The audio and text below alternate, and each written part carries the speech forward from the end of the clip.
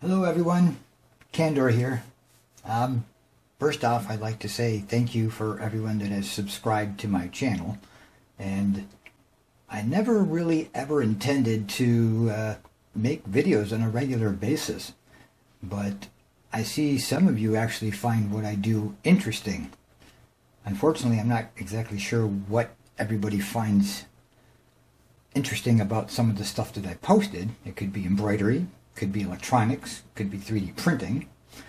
But regardless, I have something I'd like to share with you that I have done in the past many times. I make coasters, leather-bound coasters, actually.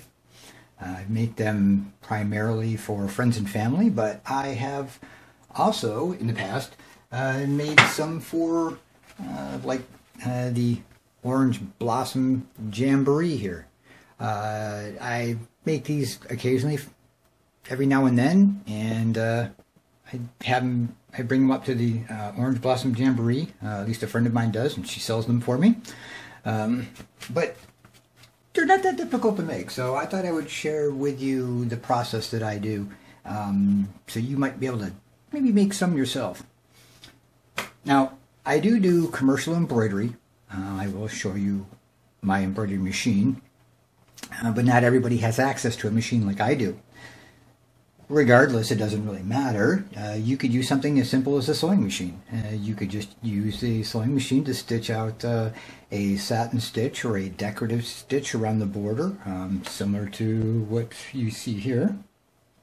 Some of the sewing machines actually allow for things like monogramming, which you could place in the center of the coaster.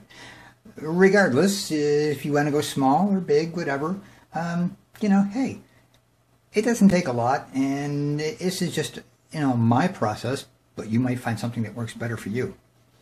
But let me go over kind of some of the things that you're going to need. First and foremost, you are going to need the following. You're going to need some kind of an adhesive. I like to use this 3M adhesive here. This is really good bonding stuff. Just make sure that you put something down that's larger than the area that you're trying to spray. Even though it does have an adjustable nozzle, overspray could be an issue. And believe me, that stuff is sticky. The other thing you might want to need, and I use constantly, is some kind of temporary spray adhesive. Now, we use this for in the embroidery industry for, you know, doing appliques, which is kind of like what I'm doing here. We also use it for keeping our top coating down, our water solubles. I use it for actually when I'm hooping, so that wrinkly items I can, you know, kind of like stretch out and get the wrinkles out before I start embroidering.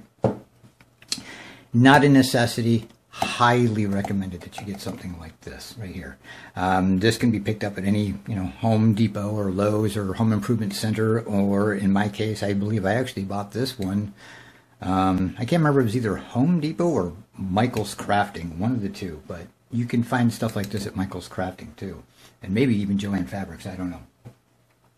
Obviously, the other thing you're going to need is this. These are stone coasters that I start with. I buy these from the Dollar Tree. I get them for $1 a piece. You can't beat it. It's a 3.5 by 3.5 inch stone coaster. The coaster is naturally absorbent, which is nice because if you happen to spill something on top of your coaster, it kind of helps to wick that moisture away from the leather and the batting. And obviously you're going to need some kind of material. My material of choice is leather. I like to work with leather. And I was fortunate enough to find somebody who basically gave me a deal of a lifetime on a bunch of leather. Which I probably won't be buying leather anytime soon. Let's just put it that way. But you'll also need some batting. Now there's two types of batting that we can use. One, and I have two different types of battings here. You can probably see one's like a cream color and one's more of a white color. This one is just a little bit more fluffier and soft, and this one is just a little bit more stiff.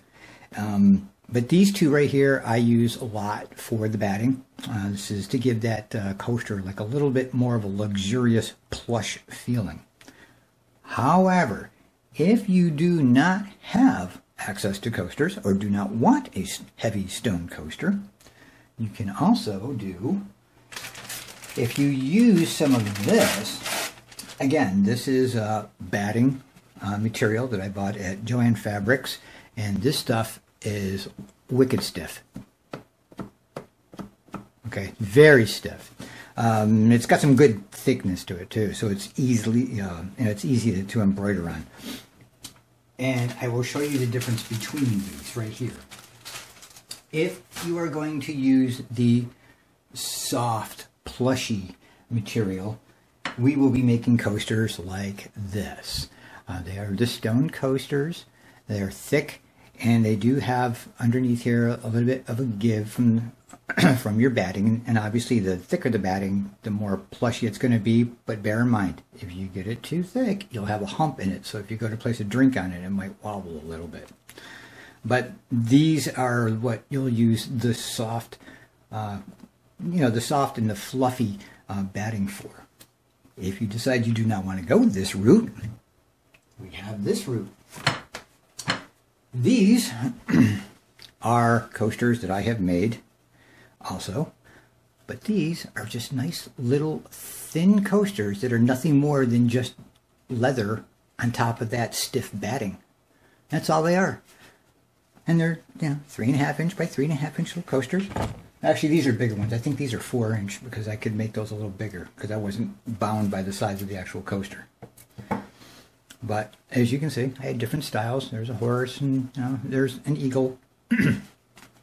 But you don't need the coaster. I really like the coasters.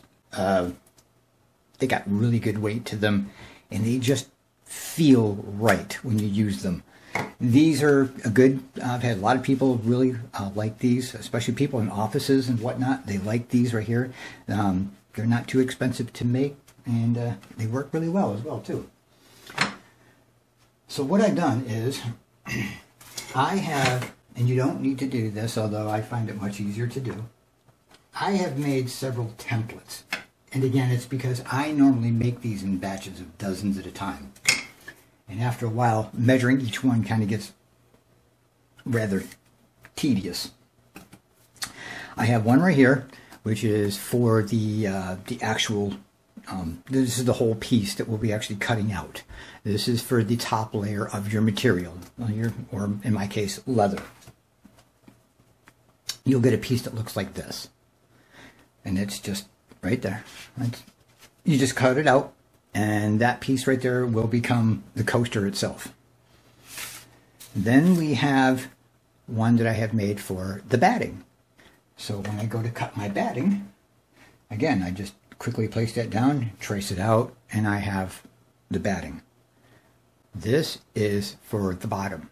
And if you've noticed, on the bottom of these, I actually have a piece of leather here, which covers up any of the imperfections or anything underneath. And I also added little rubber feet to the bottom of these, which not only helps prevent it from sliding across the table, but it also raises up, and it's something soft, and you don't have to worry about like maybe marking, or if you get something stuck to this, it could like rub against your tabletop or something. In the past, I have also used heavy wool. A lot of times you'll see like just a piece of heavy wool in the bottom of a coaster, so it slides, and it doesn't scratch. But I prefer this method the best. And again, these are what the bottom pieces will look like when they're cut. So really, once that's all done, you'll end up with something that looks similar to this. This is actually a reject. I actually have some extra stitching that started to stitch twice up in here that I didn't like, and I didn't catch it in time. And rather than sit there and try to spend tedious amounts of time trying to rip out my stitches, I've decided I'm just going to make another one. And it's just as easy. I mean, in my machine, it takes no time. But you'll also see that we have stitching underneath here, and you'll see that later on, and that is where, you know, that allows me to line up my piece. I know where to put it on my batting so it's lined up properly, and when everything gets done, I know it's in the right place, and I'm not going to have one piece that's, you know, like maybe off a little bit, or, you know, too much on the left or too much on the top. It will really help you out in the long run. Just remember that the bigger the hoop that you have, the more of these you'll be able to make. I mean, I can use a hoop like this or even bigger, and I can get at least 2 of them on here, and maybe even 3 with some of the other hoops that I have. But for the most part, I'll use a 7-inch round, a 7-inch square hoop for an individual one. But now that you see what you're actually going to need, I'm going to take you through and kind of show you a little bit how I actually designed it, or what my thought process was on making these. So I will take you over to the other machine, and I will show you this design on the layout, and I'll go through step by step and let you see actually what it is that, that I did to design this so that it comes out perfect every time. So let's go over to the other side.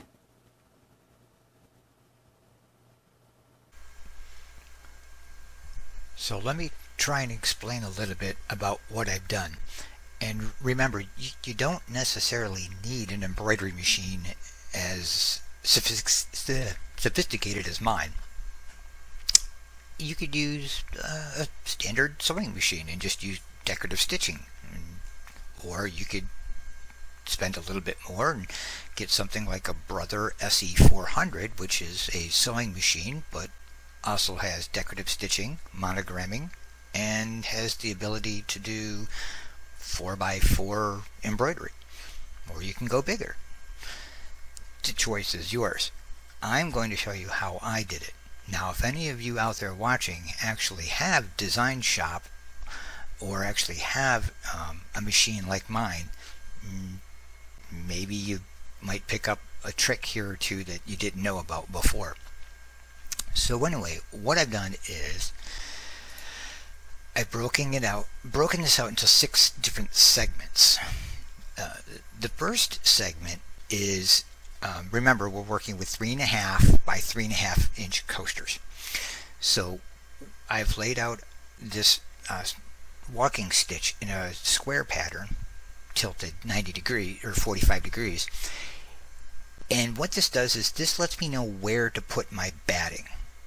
Now, you don't necessarily have to have this tilted 45 degrees. It's just that it fits best in my hoops when I do it at a 45 degree. So that shows me where to place my batting. Now, the next thing that I need to do is take a piece of batting, give a little spritz of spray adhesive, and place it in that outline so I know exactly where the batting has to be. And then you go and sew the second portion of this, and what that does is that it tacks the batting down so it's no longer going to move, and keeps it in place for the next step. I do another walking stitch, and this walking stitch right here is where I will put my material, or in my case it's leather, but it shows me where I need to go and where I need to place it for the best results. Then I will go through and I will stitch again once the leather is laid down, and now I have an outline of where I need to trim with my scissors. So once this is all completed, what you'll do is you'll take your scissors and you'll just trim around the outside of that excuse me, of this stitch right here, and you will end up with a perfect piece of material or leather that you need. And it doesn't hurt the fact that we actually cut the blinks ahead of time in the exact shape, so there should be almost no deviation from that. The next thing is the main image that I'm going to embroider in the center of the coaster. Once it does that, then I do the decorative border, and I have a simple satin stitch around the outside edge right here. It just gives it a little nice little decorative, and that is the outer edge of the coaster right there. And then I have this little decorative inner border right here.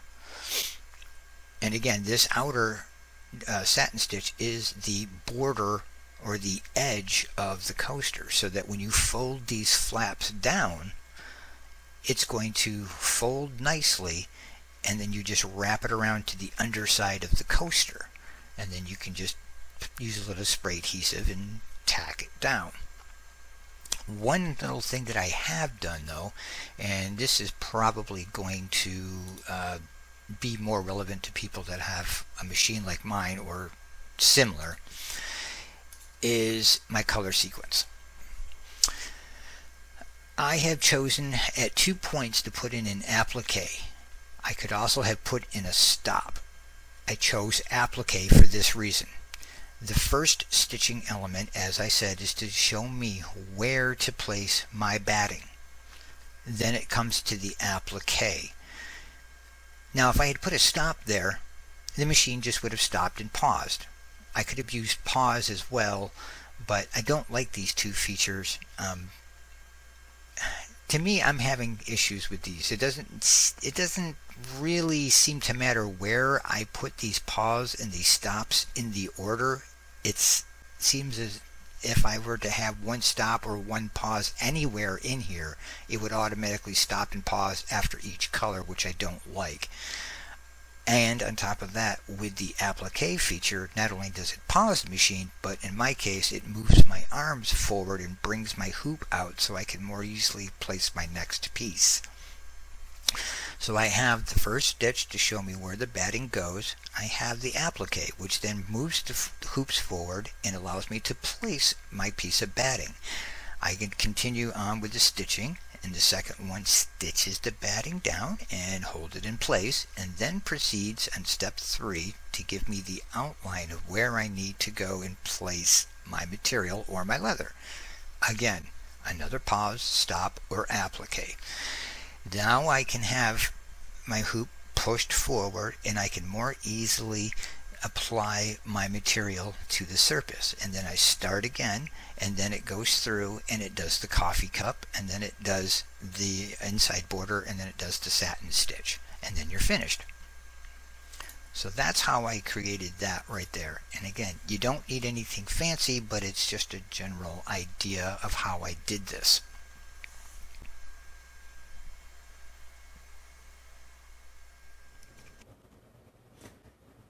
Okay, so here we are. We've gone through and made our coaster, and we've ended up with this. So now we just have to take it out of the hoop.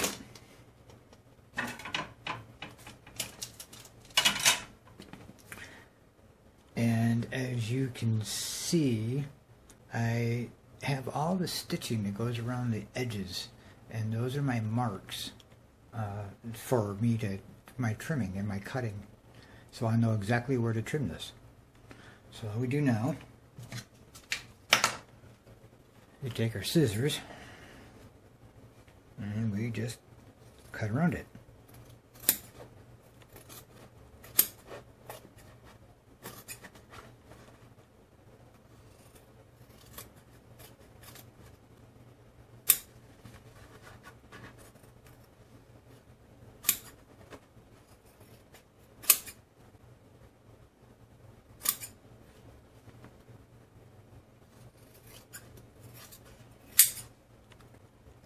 Now you don't have to be too exact with it, but right here at the edges, this is where we'll need to be careful, because we can't get too close and snip the edges of those satin stitches, because then it would start to unravel on us, and we don't want that. So you just be real careful, snip out your little corners right there. Sometimes you might have to go in and give it a little yank, or just a little bit more. There it goes. And just do that all the way around and snip off your edges. And cut that little notch out so that when we bend the corners over, it'll form a nice seam on the edges. And the better we cut it, the better the seam will be, and the less noticeable it'll be. Now we're still left with the backing on the back of the coaster, but that shouldn't be an issue, because we've done this massive satin stitch right here. That's pretty much punctured everything behind here. So now we can just go through and just pull it off, and because it's been sewn so tightly along this seam, it should just rip right off. Nice and easy. Another reason why I really like having satin stitches. And you can actually cut along these edges a little bit more better than I did. But it doesn't matter if it's not perfect, as long as it's real close, but it doesn't need to be perfect. Because like I said, we're going to have a bottom on this, so it's going to cover up some of, well, I made that one stubborn. It'll cover up a lot of the problem areas. But if you really desire, just come back again with your scissors and just cut like right on that thread line right there. And just trim it up a little bit. Just like that. And then it should come right off. And yes, I did use 2 pieces of backing. You don't necessarily have to. It's just all I had left was some thin backing or stabilizer, and I thought it would have been a little too thin for just one piece, so I just doubled up on it. Anything around 1.5 ounce is probably a little light. 2 ounces is probably okay. 3 ounces I prefer for stuff like this. So this is about 1.5 ounces, I think, backing. So I just doubled it up to get about a 3 ounce. And that one stuck pretty good. There we go. And there we go. We have this. So now all we need, clean up our mess over here. This is where it gets sticky. I suggest you move everything out of the way that you possibly may not want to get covered in adhesive.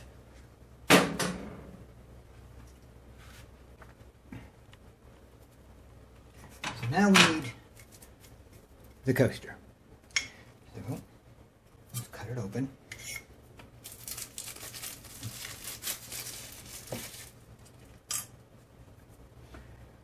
And put it right there. Now, take this and flip it over and get your sticky spray adhesive. And believe me, like I said, this stuff can be real sticky. Some people might want to wear gloves for this. And try not to touch it too much, because you really don't want to get it on the surface, because then you're going to have to try and clean all that gum off the surface. But just give it a coating.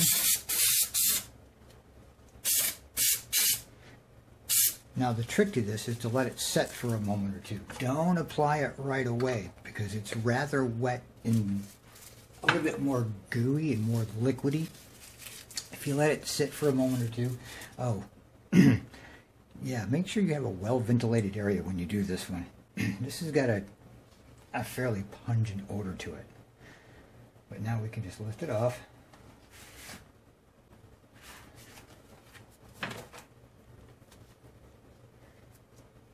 And now we can take our coaster, and we're going to line up the coaster right in the center of that white batting.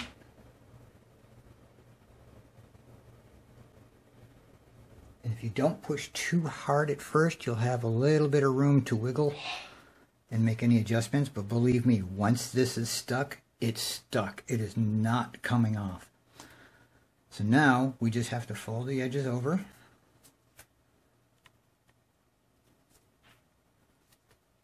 And I do believe I may have actually messed this one up, because I think I missed one of the edges. Yep, I'm a little off. I'm a little off right there. But we can try and actually stretch the leather, which is another reason why I like working with leather, because it does have a stretchability to it. And we can seal up the edges, just pushing it down, and trying to bring these together, because it'll still take a little while for this adhesive to actually fully cure and set. So we still have just a little bit of wiggle room. But yeah, I think I should have cut that a little tighter, but I was in a hurry. But you'll end up with something like that. And then all we need to do is we need to get a piece of the bottom. And the bottom piece. And we'll do pretty much the exact same thing we did before. We'll just give it a nice little coating. And we'll let it set for a moment or two. And let the adhesive get a little thicker on us. Doesn't take too long. It only takes like, you know, a couple of moments or so. But you just want to let it air out. The solvent in there evaporates pretty quickly.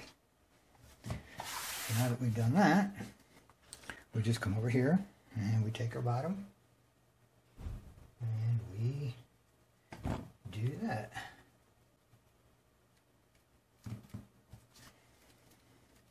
Just like that. And now we're all sealed up. And see what it says? When I mean it can kind of like cover up any of the imperfections on the bottom. So you put that there. And then what I like to do, as I said earlier, I like to take these little rubber feet. And they're just little adhesive rubber feet. I think I bought these on Amazon for like a box of like 144 or so. And I'll just put one in each of the corners. Just like this. Now, depending on how long you've had your sticky feet and how well the adhesive is from the manufacturer, you might want to go and put a drop of like super glue on the back of that and then press it down because the adhesive might not stick very long. But there you are. We have a coaster. A leather coaster, which doesn't look too awful bad. And it'll give you a lot of usage out of it. So I hope you guys really enjoyed this one. And sorry if it was a little too long, but I'm not proficient at making videos. So if I come across any other projects that I think that maybe you guys might be interested in, I'll post them up there. I don't know. Maybe I might do one about my little Latte Panda over here. This is actually a Windows 10 computer that I was using. It was actually powering this. It was powering this screen earlier. Or maybe I might even do something with my 3D printer, which actually is right there. A little raised 3D. But who knows? Maybe an electronics project or something, but I'll have to find the time first. In the meantime, guys, thank you. And if you enjoy this, let me know. If you have any questions, leave them in the comments below. And until next time, see y'all later.